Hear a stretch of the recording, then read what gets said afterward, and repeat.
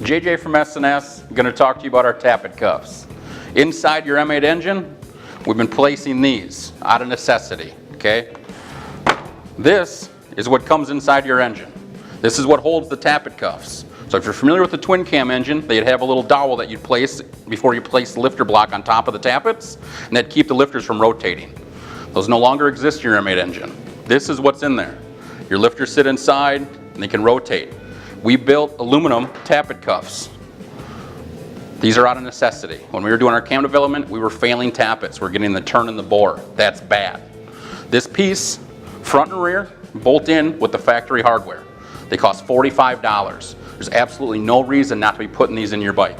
If you're going to turn your RPMs up, even with a stock valve train, we recommend those in there. And if you're going to change your lift at all, these need to be in there. Again, there's nothing you need to grind or clearance or make to have these fit your engine. They bolt in with the factory hardware.